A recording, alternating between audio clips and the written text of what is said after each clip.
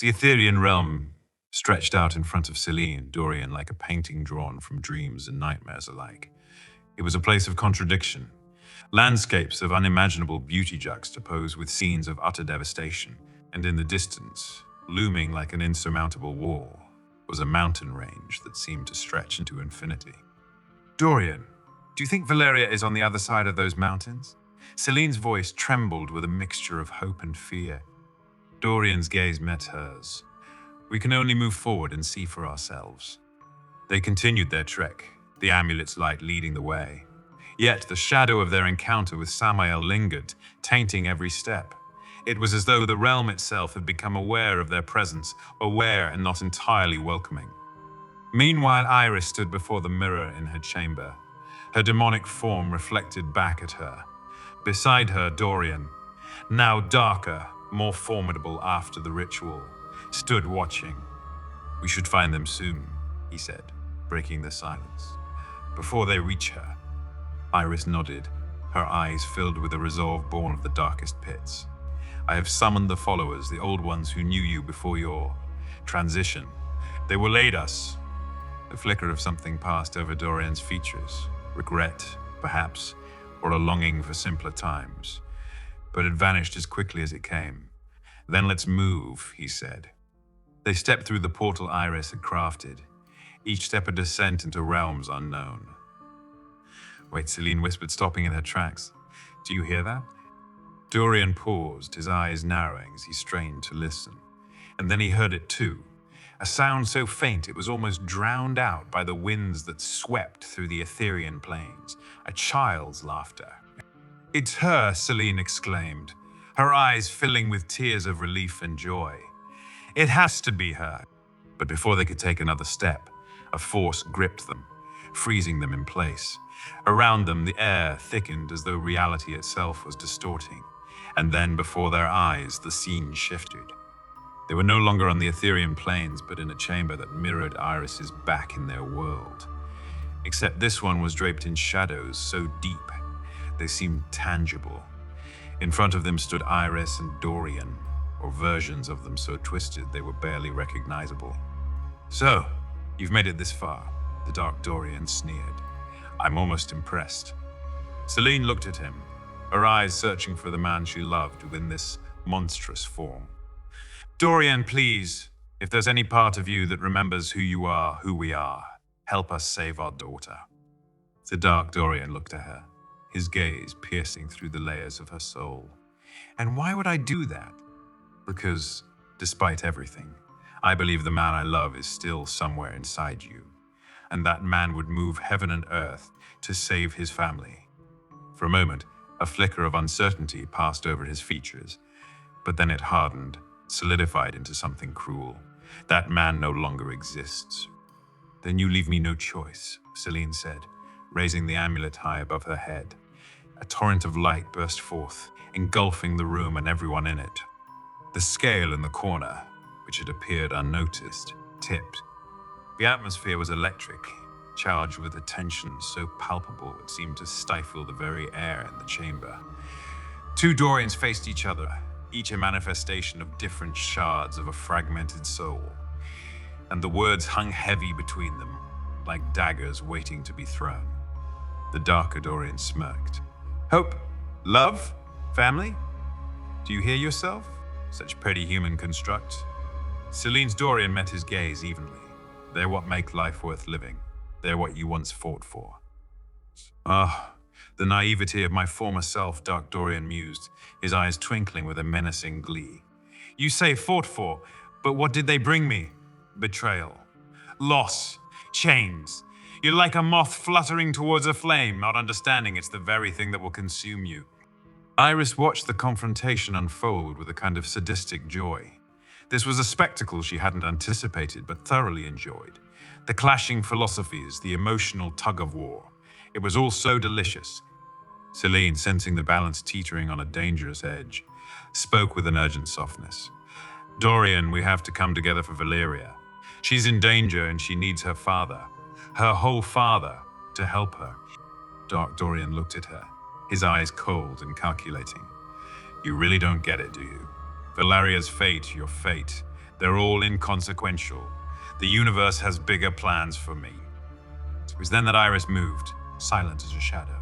With a flick of her wrist, a blade of pure, dark energy materialized and slashed through the air. Celine's Dorian crumpled to the ground, a look of shocked betrayal on his face as he looked up at Dark Dorian. Iris stepped beside her dark companion, smiling with malevolent satisfaction. There. Now we don't have to listen to his insufferable moralizing. Dark Dorian looked down at his other self, his eyes void of any recognizable emotion. Then slowly his lips twisted into a demonic grin, and a low, guttural laugh escaped his throat. You can't stop prophecy. He sneered at Celine, the darkness in his eyes eclipsing all else. No one can.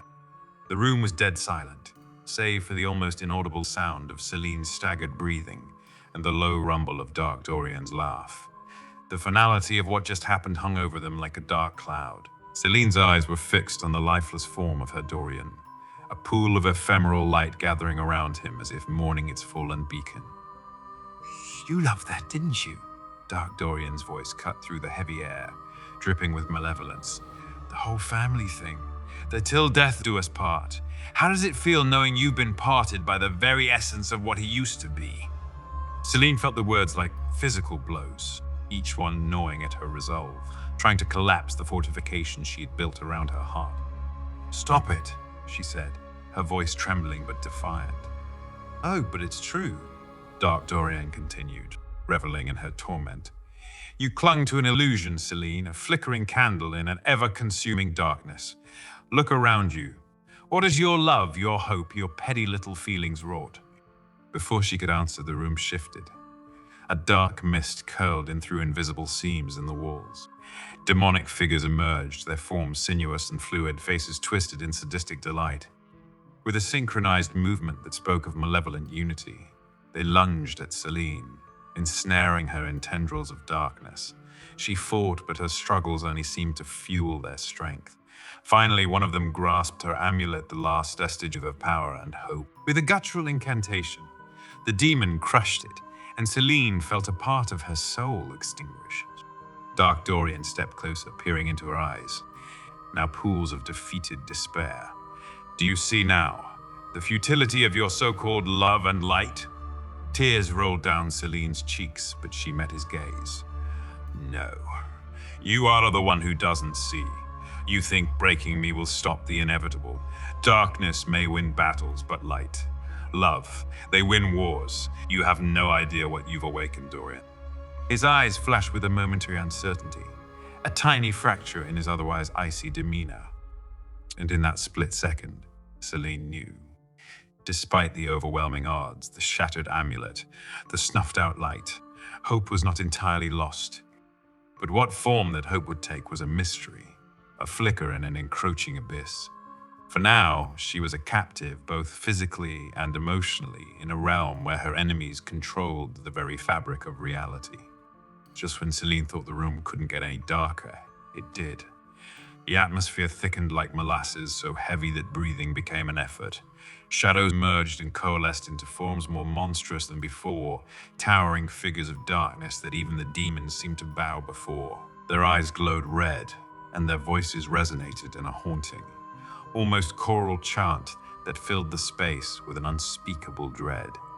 Dark Dorian looked around, a slight frown touching his lips as if he found the display distasteful but necessary.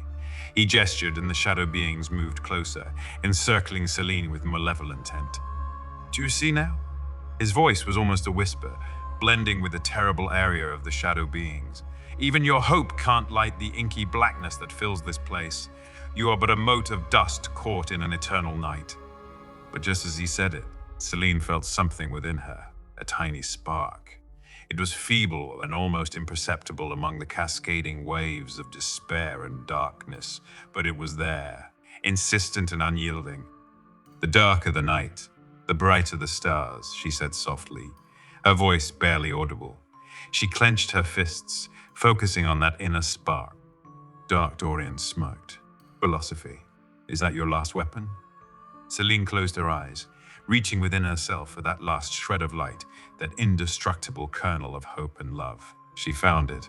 shielded with every memory of Valeria's laughter, every touch and kiss she'd shared with Dorian, every moment of simple, beautiful humanity she had ever experienced. When she opened her eyes again, they glowed with an ethereal light that seemed strangely out of place in the surrounding darkness. "No," she whispered, her voice gaining strength. "Not philosophy, reality." With a wordless cry, she released that pent-up light within her, forcing it outwards in a radiating wave. The shadow beings screeched and recoiled, dissipating like smoke in a sudden gust of wind. Even Dark Dorian staggered back, shielding his eyes from her radiance. When the light receded, Celine stood alone. The dark figures were gone, the demons vanquished, but so was her strength. She fell to her knees, exhausted but defiant. Dark Dorian looked at her, his face twisted in a mixture of admiration and disdain. "Impressive," he said, "genuinely so. But don't mistake a battle for the war. We are far from done, Celine." She looked up, meeting his gaze without flinching. "I wouldn't have it any other way." Darkness began to close in once more, but this time Celine was ready. The light might flicker, it might wane, but it would never be completely extinguished. Not as long as she had breath in her body and love in her soul.